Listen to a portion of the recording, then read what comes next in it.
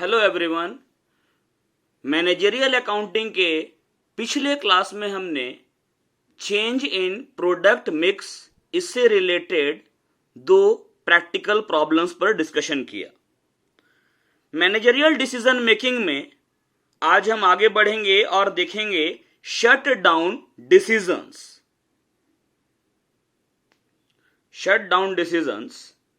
Shut down decisions may be of two types: A. Closure of entire business. B. Dropping a line or product or department. Shut down निर्णय, व्यवसाय को बंद करने का जो निर्णय है वो दो प्रकार का हो सकता है। पहला, पूरे व्यवसाय को बंद करना, और दूसरा, एक लाइन या एक उत्पाद या एक विभाग को छोड़ना। ए है closure of entire business, suspension of activities, संपूर्ण व्यवसाय का बंद होना, गतिविधियों का निलंबन। Sometimes a business concern may not be in a position to carry out its trading activities, that is production and selling, in an adequate volume due to trade recession or depression or cutthroat competition. कभी कभी व्यापार मंदी या अवसाद या गला काट प्रतियोगिता के कारण एक व्यावसायिक प्रतिष्ठान अपनी व्यापारिक गतिविधियों अर्थात उत्पादन और बिक्री को पर्याप्त मात्रा में करने की स्थिति में नहीं हो सकता है। As such, the management of such business concern may be faced with a problem of suspending the trading activities. जैसा कि ऐसी व्यावसायिक संस्था के प्रबंधन को यानी मैनेजमेंट को बिजनेस एक्टिविटीज को सस्पेंड करने का जो प्रॉब्लम है उसका सामना करना पड़ सकता है। Such suspension may be of the following nature. इस तरह का निलंबन निम्नलिखित प्रकृति का हो सकता है। फर्स्ट, टेम्पोररी क्लोजर और shut down for a short period, अस्थायी रूप से बंद करना या थोड़े समय के लिए बंद करना। और दूसरा है परमानेंट क्लोजर, स्थायी बंद। आज हम डिस्कस करेंगे टेम्पोररी क्लोजर पर, अस्थायी बंद पर। When trading activity particularly plant operation is suspended for a short period, it is known as temporary closure. जब व्यापारिक गतिविधि विशेष रूप से संयंत्र के संचालन को, प्लांट के ऑपरेशन को छोटी अवधि के लिए निलंबित कर दिया जाता है तो इसे अस्थायी बंद के रूप में जाना जाता है। Such closure is necessitated either due to depression और रिसेशन और due to ensuing of season. इस तरह के बंद की आवश्यकता या तो अवसाद अथवा मंदी के कारण या आगामी ऑफ सीजन के कारण होती है। In the former case, the period of closure will run over the period of recession और depression, while in the latter case it will cover the period of off season. पहले मामले में बंद होने की अवधि मंदी अथवा अवसाद की अवधि के दौरान चलेगी, जबकि बाद के मामले में यह ऑफ सीजन की अवधि को कवर करेगी। For the period of recession और depression, the trading activity should not be suspended for a short period till there is contribution on that level of trading activity. मंदी अथवा अवसाद की अवधि के लिए व्यापारिक गतिविधि को उस स्तर पर, उस लेवल पर व्यापार गतिविधि में कंट्रीब्यूशन होने तक छोटी अवधि के लिए निलंबित नहीं किया जाना चाहिए। मतलब अगर डिप्रेशन या रिसेशन के पीरियड में भी बिजनेस एक्टिविटी से कंट्रीब्यूशन अगर हो रहा है तो जब तक कंट्रीब्यूशन मिल रहा है तब तक सस्पेंड नहीं करना चाहिए. But there is need for re examination and deep analysis of fix cost. लेकिन स्थिर लागतों के पुनः परीक्षण और गहन विश्लेषण की आवश्यकता है. There may be few items of fixed cost which can be eliminated or saved by suspending the trading activities. स्थिर लागत की कुछ आइटम्स ऐसी हो सकती हैं जिन्हें व्यापारिक गतिविधियों को निलंबित करके समाप्त या बचाया जा सकता है. Such fixed costs are known as escapable और avoidable fixed cost. ऐसी स्थिर लागतों को परिहार्य मतलब escapable या क्या बोलते हैं avoidable स्थिर लागत के रूप में जाना जाता है. But there are certain items of fixed cost which cannot be avoided. These will be incurred even after the suspension of activities. लेकिन स्थिर लागत की कुछ आइटम्स ऐसी हैं जिन्हें टाला नहीं जा सकता है. ये व्यापारिक गतिविधियों के निलंबन के बाद भी, बिजनेस एक्टिविटीज के सस्पेंशन के बाद भी खर्च होंगे. These are known as unescapable और unavoidable fixed cost. इन्हें अपरिहार्य स्थिर लागत के रूप में जाना जाता है, मतलब unavoidable fix cost. Again additional expenses would have to be incurred in setting up the plant again after shutdown period. फिर से शटडाउन अवधि के बाद प्लांट को फिर से स्थापित करने में अतिरिक्त खर्च करना होगा. Such fixed costs are known as special cost. ऐसी स्थिर लागतों को विशेष लागत के रूप में जाना जाता है. It is significant point to note that unescapable fixed costs are all the time loss factor. यह ध्यान देने योग्य बात है कि unescapable fixed cost हमेशा हानिकारक होती है. Thus, escapable fixed cost minus special cost known as net escapable fixed cost is relevant factor and the amount of contribution should be compared with net escapable fixed cost. इस प्रकार बचने योग्य स्थिर लागत घटाव विशेष लागत जिसे शुद्ध बचने योग्य नेट एस्केपेबल फिक्स कॉस्ट स्थिर लागत के रूप में जाना जाता है, प्रासंगिक कारक है, रेलेवेंट फैक्टर है और कंट्रीब्यूशन के अमाउंट का जो कंपैरिजन है वो नेट एस्केपेबल फिक्स कॉस्ट के साथ में किया जाना चाहिए. शुद्ध बचने योग्य स्थिर लागत की तुलना योगदान के साथ करते हैं. This is done by preparing a statement of marginal cost and contribution for zero level of production, that is shutdown stage, and for possible demanded quantity of production. यह उत्पादन के शून्य स्तर यानी कि शटडाउन चरण के लिए सीमांत लागत और योगदान का विवरण तैयार करके और उत्पादन की संभावित मांग की मात्रा के लिए किया जाता है. As regards the level of production to close down the plant or point of shutdown in terms of quantity, the following formula may be used.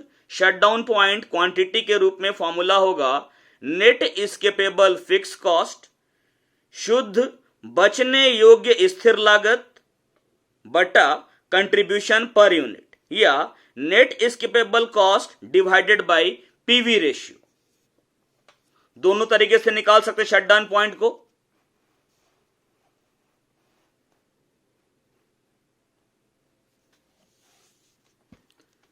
It is also significant to note that a decision regarding temporary closure should not only be based on cost data.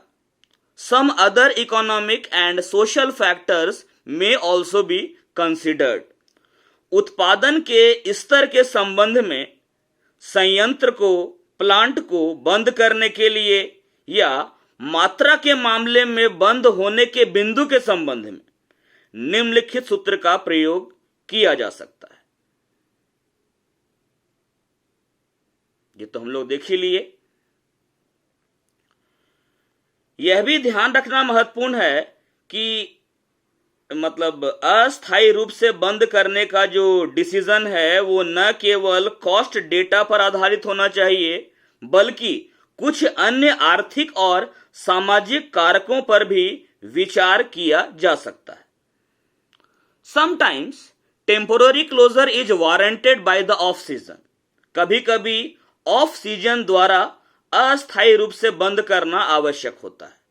There are some seasonal factories like sugar mills or tea companies which cannot be run unless economic quantities of raw materials are made available.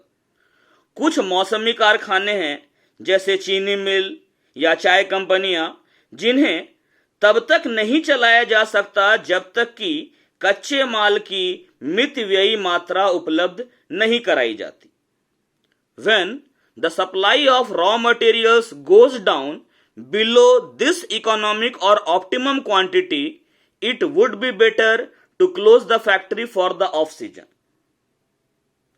जब कच्चे माल की आपूर्ति इस आर्थिक या इष्टतम या मितव्ययी मात्रा से कम हो जाती है तो बेहतर होगा कि ऑफ सीजन के लिए कारखाने को बंद कर दिया जाए। The raw materials like sugar cane or tea leaves may not be available in economic quantities throughout the year. गन्ना या चाय की पत्ती जैसे कच्चे माल पूरे वर्ष मितव्ययी या आर्थिक या इष्टतम मात्रा में उपलब्ध नहीं हो सकते हैं। Thus, the moment the supply of these raw materials falls below economic quantity, the plant is declared closed for off season. इस प्रकार जैसे ही इन कच्चे माल की आपूर्ति मितव्ययी मात्रा यानी इकोनॉमिक क्वांटिटी से कम हो जाती है, प्लांट को ऑफ सीजन के लिए बंद घोषित कर दिया जाता है। This level of supply is known as shut down point and is calculated by the following formula. Same है, avoidable expenses divided by contribution per unit of raw material. Avoidable expense को ही एस्केपेबल एक्सपेंस भी हम कहते हैं। एक practical लेते हैं इस पर। क्वेश्चन है, management of Pratibha limited which is now operating at 50% of normal capacity expects that the volume of sales will drop below the present level of 5,000 units per month. The income statement for monthly sales shows the following position. Pratibha limited नाम की एक company है जिसका मतलब ये जो company है ये नॉर्मल कैपेसिटी के 50% लेवल पर काम कर रही है। इसका जो प्रबंध है उसको इस बात की आशंका है कि कंपनी का जो वर्तमान लेवल है सेल का 5,000 यूनिट पर मंथ का, ये डाउन हो जाएगा। इनकम स्टेटमेंट दिया हुआ है मंथली सेल का, दिया हुआ है sales 5,000 units at the rate of ₹3 per unit. 5,000 unit का सेल होता है, 3 रुपया पर यूनिट के रेट से 15,000 का सेल है। फिर है आपका वेरिएबल कॉस्ट 10,000 रुपया का है, 5,000 रुपया कंट्रीब्यूशन आएगा। फिक्स कॉस्ट आपका 5,000 है तो प्रॉफिट आपका नील है, 0 है। It is proposed that the company should suspend production until market condition improves। यह प्रस्ताव रखा गया कि कंपनी को अपना उत्पादन तब तक निलंबित कर देना चाहिए जब तक कि बाजार की परिस्थितियां सुधर न जाएं। The general manager estimates that a minimum fixed cost amounting to rupees 2000 will be necessary in any event। Firm का जो सामान्य प्रबंधक है, जनरल मैनेजर, उसने अनुमान लगाया कि किसी भी दशा में फर्म को 2000 रुपया स्थिर लागत का तो खर्च करना ही पड़ेगा, कंटिन्यू किया जाए चाहे बंद कर दिया जाए। Advise the management at what level of sales it should think of suspending production। आपको प्रबंध को सलाह देनी है कि सेल के बिक्री के किस स्तर पर उत्पादन गतिविधि को निलंबित कर दिया जाना चाहिए। If the selling price comes down to rupees 2.80 per unit, selling price जो 3 रुपया पर यूनिट है, अगर ये घटकर 2 रुपया 80 पैसा हो जाए तो क्या होगा। तो सबसे पहले हम निकालेंगे प्रेजेंट कंट्रीब्यूशन। हमारा सेल्स है 15,000 का, वेरिएबल कॉस्ट है 10,000 का, sales minus variable cost, contribution आ गया हमारा वर्तमान का 5,000। सेलिंग प्राइस पर यूनिट है 3 रुपया, यूनिट है 5,000, वेरिएबल कॉस्ट टोटल है 10,000, यानी 5,000 यूनिट का वेरिएबल कॉस्ट 10,000, तो पर यूनिट वेरिएबल कॉस्ट क्या होगा, डिवाइड करेंगे 10,000 में 5,000 से 2 रुपया आएगा, तो कंट्रीब्यूशन निकाला गया है per unit sales minus variable cost. Sale 3 रुपया, वेरिएबल कॉस्ट यूनिट से भाग लगाएंगे, वेरिएबल कॉस्ट के अमाउंट में 2 रुपया आएगा, तो कंट्रीब्यूशन आया हमारा 1 रुपया।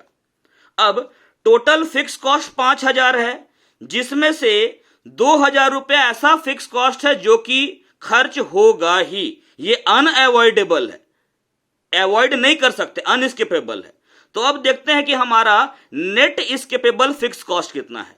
टोटल फिक्स कॉस्ट 5,000, जिसमें 2,000 रुपया को स्केप नहीं कर सकते हैं, मतलब अवॉइड नहीं कर सकते हैं, तो हमारा अवॉइडेबल खर्चा, स्किपेबल खर्चा कितना है, 3,000 रुपया।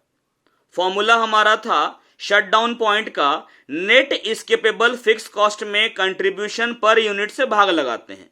तो नेट स्किपेबल फिक्स कॉस्ट हमारा 3,000 है और कंट्रीब्यूशन पर यूनिट 1 रुपया है, भाग लगाएंगे तो हमारा क्या आएगा, 3,000 यूनिट्स। ये तो हुआ जब सेलिंग प्राइस 3 रुपया है तब। क्वेश्चन में एक और लाइन है कि अगर सेलिंग प्राइस 2 रुपया 80 पैसा हो जाए तो क्या होगा। When the selling price is reduced to rupees 2.80, contribution हमारा क्या हो जाएगा per unit, selling price 2.80 minus variable cost 2 रुपया, तो कंट्रीब्यूशन आएगा 80 पैसा। अब हम निकालेंगे शटडाउन पॉइंट यूनिट्स में। नेट स्किपेबल फिक्स कॉस्ट है 3,000, डिवाइड किए कंट्रीब्यूशन पर यूनिट 80 पैसा से, तो हमारा आया 3,750 यूनिट्स। तो सलाह क्या है, 10 eight existing selling price, plant should be shut down only when sales are less than rupees 6,000 या 3,000 यूनिट्स। सेलिंग प्राइस है आपका, सॉरी यूनिट है 3,000 ना, तो 3 रुपया के रेट से हो जाएगा 9,000 रुपया। जब मैंने प्लांट को शट डाउन तब करना होगा जब माने फ्यूचर में सेल जो है वो 3,000 यूनिट या 9,000 रुपया से कम हो जाए तब। अगर सेलिंग प्राइस को घटाकर 2 रुपया 80 पैसा कर दिया जाता है तो उस केस में प्लांट को शट डाउन तब किया जाएगा जब सेल 3,750 यूनिट से कम हो जाए या 10,500 रुपया से कम हो जाए। तो ये हमने देखा प्रैक्टिकल प्रॉब्लम टेम्पोररी शटडाउन से रिलेटेड। अगला क्वेश्चन है, mister Singhania has a sum of rupees 3 lakh which is invested in a business. Mister Singhania के पास 3 लाख रुपया है जो कि एक व्यवसाय में निवेश किया गया है। He wishes 15% return on his fund वो चाहता है कि उसे उसके फंड पर 15% का रिटर्न मिले। It is revealed from the present cost data analysis that variable cost of operation are 60% of sales. वर्तमान का जो कॉस्ट डेटा है उसके विश्लेषण से यह प्रकट होता है कि अभी जो ऑपरेशन हो रहा है उसमें वेरिएबल कॉस्ट है सेल का 60%, बिक्री का 60% है परिवर्तनशील खर्चा, और फिक्स कॉस्ट है 1,50,000 रुपया per annum. On the basis of this information you are required to find out first sales volume to earn 15% return, और B shutdown point of business if he would spend ₹50,000 even if business has to be closed। Singhania के पास में 3 लाख रुपया है, वो चाहता है कि 15% वो अर्निंग कमाए। कॉस्ट डेटा का एनालिसिस बता रहा है कि वेरिएबल कॉस्ट है सेल का 60%, फिक्स कॉस्ट है पर एनम 1,50,000। अब आपको बताना है सेल्स का वॉल्यूम जिससे 15% रिटर्न मिले। तो रिटर्न निकालते हैं। 3 लाख रुपए का फंड है, 15% कितना हो जाएगा? 45,000 रुपया होगा। फिक्स कॉस्ट 1,50,000 है, यह भी रिकवर करना होगा, यानी सब मिला के कंट्रीब्यूशन कितना होना चाहिए? 1,95,000। क्योंकि फिक्स कॉस्ट भी तो रिकवर करना पड़ेगा ना, तभी ना जाके प्रॉफिट होगा। तो अब हमारा यानी कि फिक्स कॉस्ट और ये प्रॉफिट कमाना है, तो फिक्स कॉस्ट और प्रॉफिट दोनों मिलाकर बनता है कंट्रीब्यूशन। टोटल कंट्रीब्यूशन कितना हो गया? 1,95,000। अब निकालेंगे प्रॉफिट वॉल्यूम रेशियो।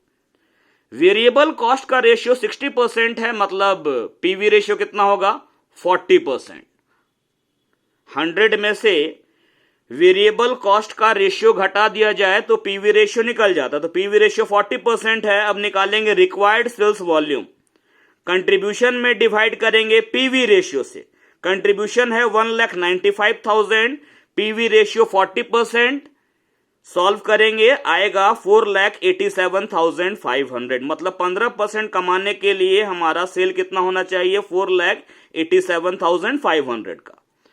अब पूछा गया शटडाउन पॉइंट, अगर बिजनेस को बंद करने पर भी 50,000 खर्चा हो, तो पहले निकालेंगे नेट एस्केपेबल फिक्स कॉस्ट।